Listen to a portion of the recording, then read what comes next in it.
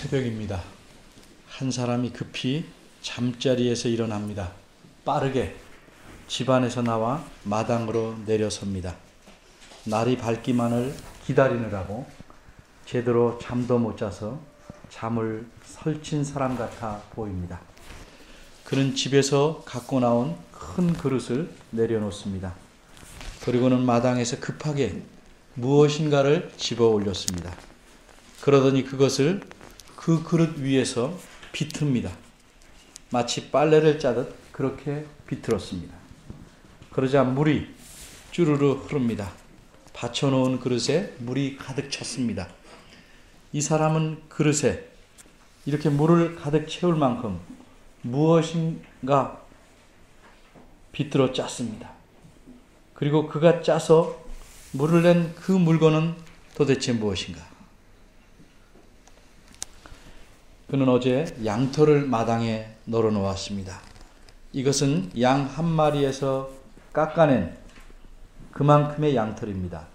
한 장의 양털인 셈입니다. 그는 이 양털을 말리려는 것이 아닙니다. 오히려 밤새 양털을 마당에 널어 놓으려고 하는 것입니다. 이 양털에만 이슬이 내리기를 바랐기 때문입니다. 그러나 어떻게 그것이 가능하겠습니까? 이슬 스스로가 내릴 장소를 선별해서 내린다면 모를까? 어찌 그런 일이 있을 수 있겠습니까? 낙하산을 타고 내리는 분이 땅에 표시한 지역에 착지하듯이 혹시 이슬이 하늘에서 땅으로 내려올 때 착지할 지점을 양털로 표시한다 할지라도 과연 이슬이 그곳에만 내릴 수 있겠습니까? 이슬이 그런 식으로 내리는 일은 있을 수 없습니다. 그러나 이 사람은 그렇게 되기를 원했습니다. 정확히 말해서 그렇게 해달라고 요구했습니다. 누구에게 요구했습니까? 하나님에게 요구하는 것입니다. 세상을 창조하신 하나님이시라면 능히 이슬도 마당에 널어놓은 양털에만 내리고 주변 땅에는 전혀 내리지 않게 하실 수 있다 믿었습니다. 그럼 이 사람은 왜 그런 요구를 하나님에게 한 것입니까? 36절입니다.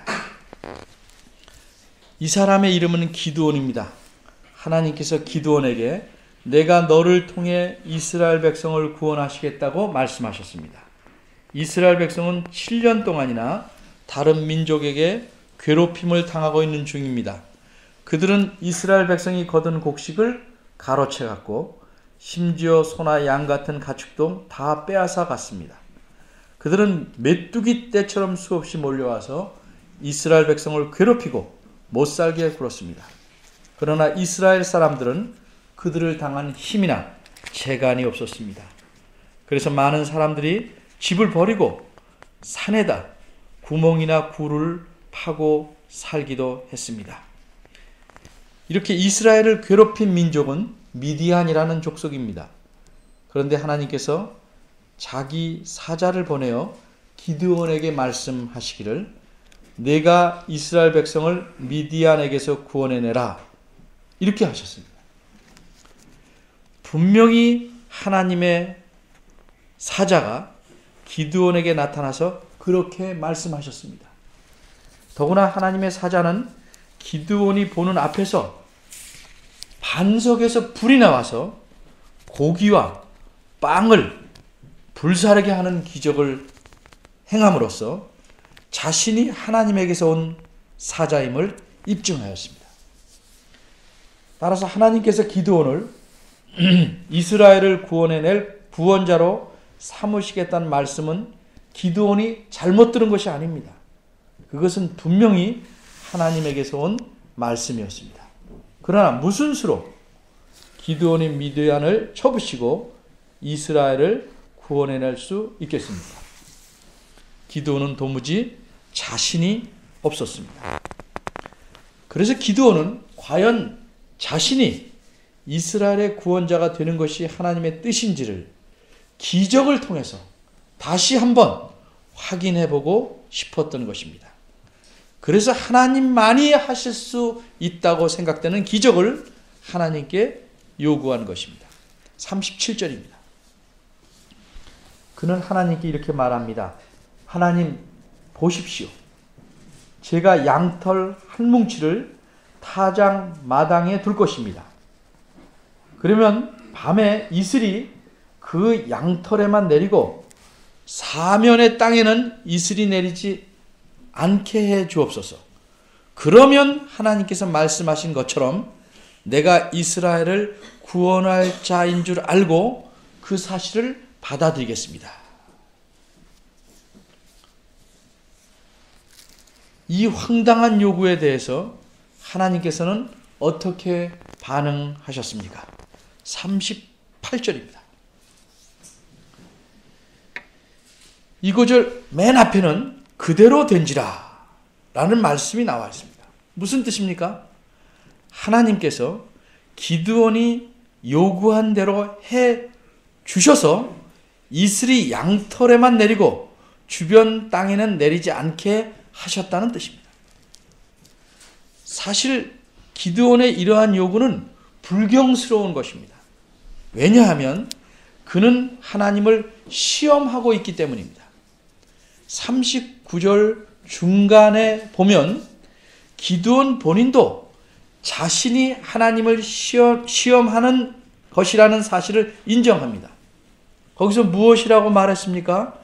다시 한번 양털로 시험하게 하소서라고 말합니다. 바꿔 말하면 36절과 37절에서 기드온이 한 요구는 하나님을 시험한 것이고 지금 다시 한 번 더 시험해 보겠다는 말입니다. 사람이 하나님을 시험한다. 이렇게 하나님을 시험하는 것은 하나님께서 금하신 일입니다. 신명기 한 예로 6장 16절, 여러분 성경 272쪽을 보면 이런 말씀이 나옵니다. 너희가 마사에서 시험한 것 같이 너희의 하나님 여호와를 시험하지 말라. 이렇게 명령하셨습니다. 도대체 마사라는 곳에서 무슨 일이 있었는지 기억하십니까? 기억을 묻는 것이 아니니까 제가 잠시 설명합니다. 이스라엘 백성이 애굽에서 나와서 시내 산으로 가는 도중에 마실 물이 없게 되었습니다. 그러자 그들은 모세를 원망합니다. 물을 안 주면 돌 팔매질이라도 할 정도로 분위기가 험악해졌습니다. 그런데 이들은 단순히 물을 달라는 것이 아니라 여호와 하나님을 시험하는 것이라고 말하고 있습니다. 7절이 출애굽기 17장 7절에서 그렇게 말합니다. 왜냐하면 그들의 마음속에는 여호와께서 우리 중에 계신가 아닌가를 저울질하려고 했기 때문입니다. 여러분 성경 108쪽입니다. 다시 말하자면 물을 주면 하나님께서 자신들과 함께 계신 것이고 물을 안 해주시면 계시지 않은 거라고 판단하려고 그들은 물을 요구했기 때문입니다. 단순히 목이 말라서 그 물을 주십사 하는 정도에서 더 나아가서 물을 주고 안 주는 것에 따라서 하나님이 어떠하신가를 판단하려고 한 것입니다. 예를 들어 봅니다. 우리가 어떤 어려움이 생겼을 때 하나님께 이러한 어려움을 해결해 달라고 기도합니다. 그것 자체는 좋습니다. 그런데 그렇게 기도할 때 우리 마음에 이 문제를 해결해 주시면 하나님께서 나를 사랑하시는 것이고 해결 안 되면 사랑하지 않는 것이다 라고 판단하려고 기도하는 것이라면 그것이 하나님을 시험하는 것입니다. 왜 그런지 아십니까? 하나님께서는 우리를 변치 않고 사랑하신다고 자신의 말씀인 성경 말씀에 누누이 말씀하시고 약속하시고 맹세하셨습니다. 그런데 그 말씀을 액면 그대로 받아들이지 않고 우리 자신의 어려움을 해결하시느냐 아니냐를 보고 하나님의 사랑하는 여부를 판단하려고 증거를 요구하기 때문입니다.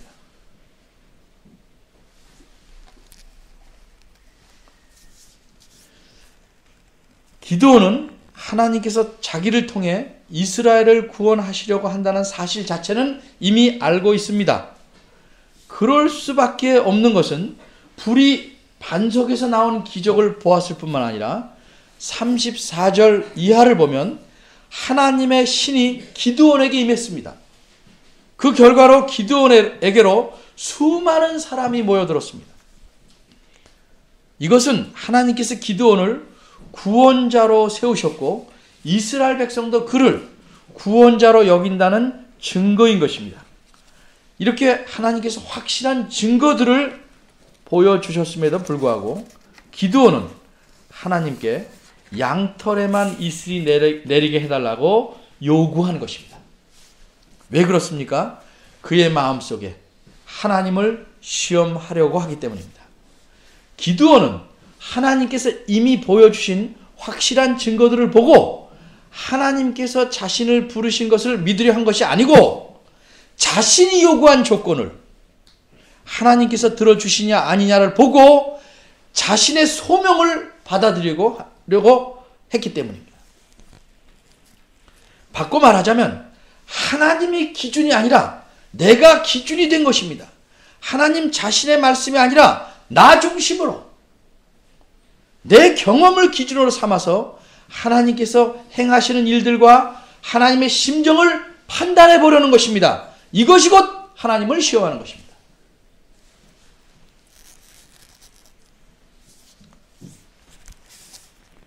이렇게 기드온이 하나님을 시험하는데도 불구하고 하나님께서는 기꺼이 기드온의 요구대로 들어주셨습니다.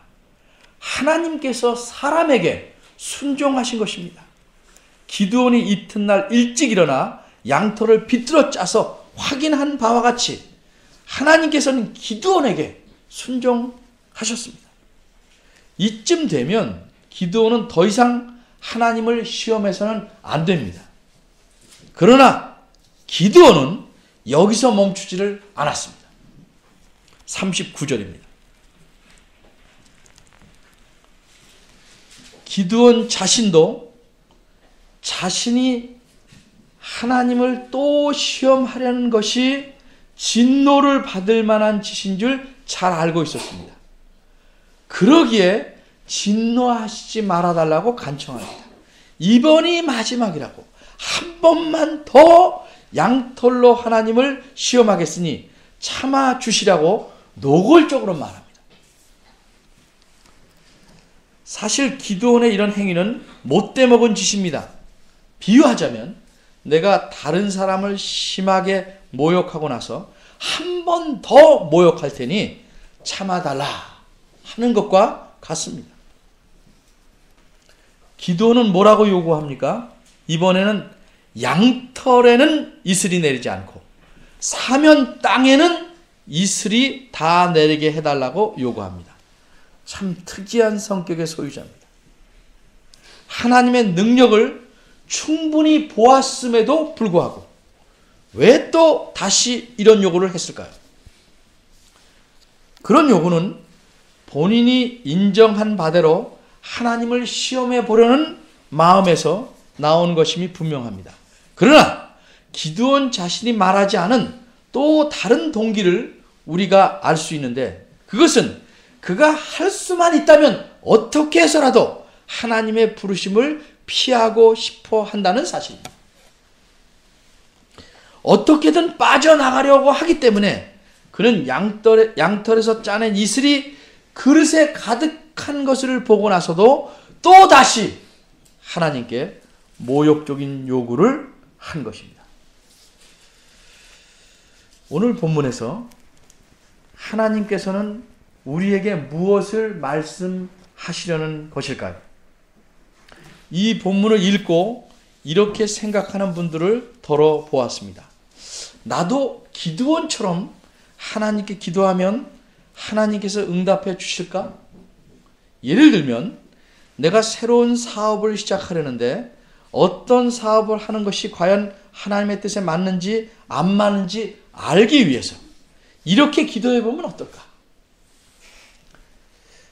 만일 내가 회사에 들어가는 것이 좋으면 꿈에라도 양복을 보여주시고 자영업을 하는 것이 좋겠으면 작업복을 보여달라고 기도하면 어떨까?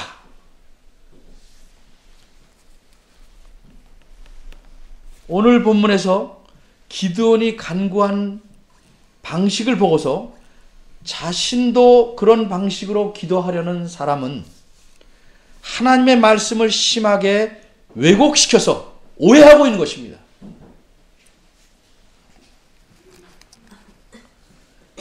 기드온은 이미 하나님의 분명한 뜻을 알았습니다. 14절에서 보는 바대로 하나님께서 자신을 이스라엘의 구원자로 부르셨다는 사실을 알았습니다. 다만 그는 하나님에게 자신이 원하는 증거를 요구하는 것입니다. 게다가 그렇게 요구하는 것은 하나님을 시험한 것입니다. 따라서 우리는 그런 식으로 기도해서는 안 됩니다. 그러나 더욱 심각한 잘못은 그런 식으로 기드온에게 초점을 맞춰서 본문을 이해하려는 경향입니다. 이것은 마치 버스의 번호가 내가 타려는 그 버스 번호와 맞다고 그것만 보고 이쪽 정거장에서 그 버스를 타야 되는데 건너편 정거장에서 타는 바람에 가고자 하는 방향과 정반대쪽 종점으로 가는 것과 비슷합니다. 설명이 어렵지 않죠? 예. 성경 말씀이, 즉 하나님 말씀이 정확히 말해서 하나님의 계시라고 믿는다면 어떤 본문에서든지 우선적으로 내가 본받을 것이나 흉내낼 것을 찾지 말고 그 본문이 하나님에 대해서 가르쳐 주신 사실을 찾아야 합니다. 그게 성경을 하나님 말씀으로 하나님의 계시로 믿는 자다운 행동인 것입니다. 사람을 인격적으로 대한다 하면서 일단 한 대 줘받고 말하는 것은 그 말과 다른 것입니다. 인격적으로 대한다면 존중해야 하는 것과 마찬가지로 성경을 하나님의 계시다, 하나님이 자신을 드러내는 말씀이라고 믿는다면 성경에서 우선적으로 하나님에 대해서 무엇이라고 가르치고 있는지를 살펴야 하는 것입니다. 그럼 오늘 본문에서 우리는 하나님에 대해서 어떤 사실을 찾을 수 있습니까? 본문은 두 부분으로 나눌 수 있습니다. 앞부분은 36, 37, 38절이고 뒷부분은 39절과 40절입니다. 그리고 앞부분에서 결론은 38절입니다. 기드온의 요구가 무엇인지 36절과 37절에서 말한 후에 38절은 그대로 되었다는 사실을 말하고 있습니다. 무슨 뜻입니까? 하나님께서 기드온의 요구대로 행하셨다는 의미입니다. 그리고 이어지는 말에서는 기드온이 아침에 양털을 짜니 물이 그릇에 가득했다고 말합니다. 이것은 하나님께서 기드온의 요구에 순종했다는 사실을 다른 방식으로 서술합니다. 기드온이 확인했다는 표현으로 서술한 것입니다. 그리고 뒷부분의 결론인 40절에는 하나님께서 기드온의 요구대로 하셨다는 사실을 강조해서 말합니다. 하나님께서 그 밤에 그대로 행하셨다고 말합니다. 그리고 기드온이 요구한 그대로 양털만 마르고 사면 땅에는 다 이슬이 있었다는 사실을 말함으로써 하나님께서 순종하셨다는 것을 강조합니다. 따라서 오늘 본문은 하나님께서 기드온에게 순종하셨다는 사실을 말해주는 것입니다. 기드온이 하나님을 시험하려는 의도로 말한 그 요구에도 하나님께서는 기꺼이 순종하신 것입니다. 이것이 본문이 말해주는 것입니다. 그럼 하나님은 왜 그러셨을까? 어째서 하나님은 사람인 기드온에게 더구나 바람직하지 못한 의도로 말한 요구까지 들어주실 만큼 순종했을까? 순종하셨을까? 36절과 37절에 반복적으로 나타난 표현이 무엇인지 보면 그 답을 얻을 수 있습니다. 기드온은 자신의 요구를 내세우면서 36절과 37절에서 주께서 이미 말씀하심 같이 라는 표현을 반복하고 있습니다. 그럼 하나님께서는 기드온에게 전에 말씀하신 내용은 무엇입니까? 그 자세한 내용은 12절에서 6장 12절에서 16절에 나옵니다. 이 중에서 14절과 16절을 보면 그것은 한마디로 하나님께서 기드온을 구원자로 세우셔서 그와 함께 하심으로 이스라엘을 압제자들의 손에서 구원해 내시겠다는 것입니다. 하나님께서 기드온을 부르신 것은 그 개인을 위함이 아니라 하나님 백성인 이스라엘 전체를 위한 목적 때문입니다. 하나님께서 오랫동안 압제받아 신음하며 사는 이스라엘 백성을 애굽에서 건져내서 자유롭게 하셨듯이 또다시 심한 압제로 고통하는 이스라엘 백성을 미디안 손에서 구원하시려는 바로 그 목적 때문입니다. 이 목적 때문에 이 목적을 이루시려고 하나님께서는 기드온의 모욕적인 요구까지 기꺼이 참으시면서 그에게 순종하신 것입니다. 하나님께서 자기 백성의 구원을 이루시려고 한마디 불평의 말씀도 없이 거절함이 없이 그대로 순종하신 것입니다.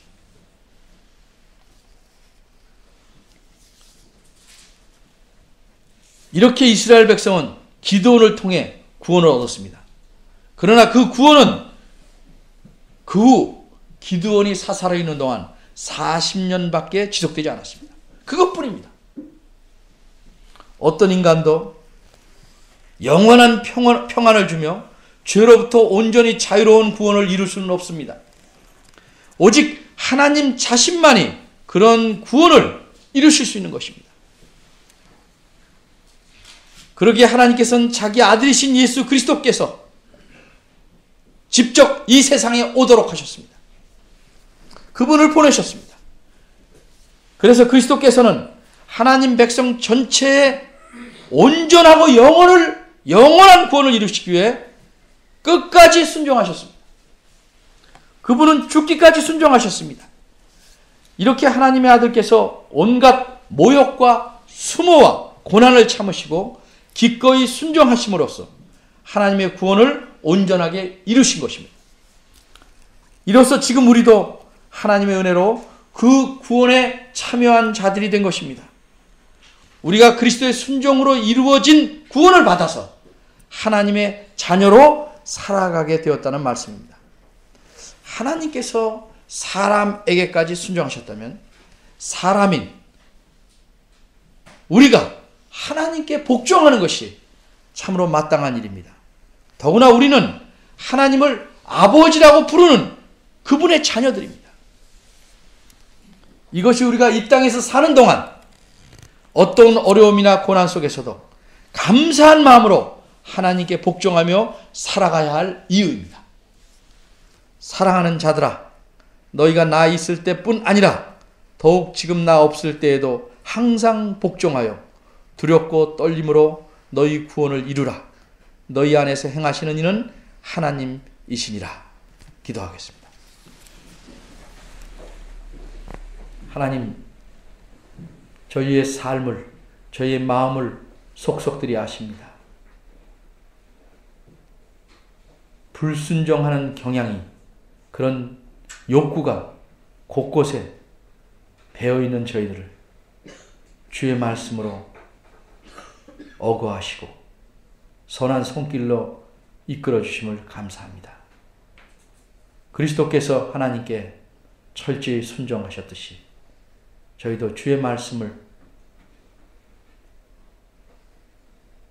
순종하게 하시고 저희 안에 증표로 주신 성령 하나님의 이끄심에 따라 하나님 말씀대로 살아가기에 온 힘을 다하는 주의 자녀되게 도와주시옵소서.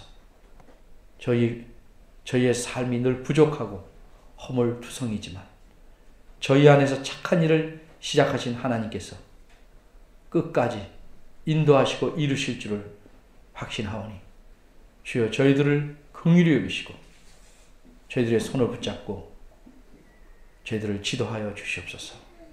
예수님의 이름으로 기도합니다. 아멘.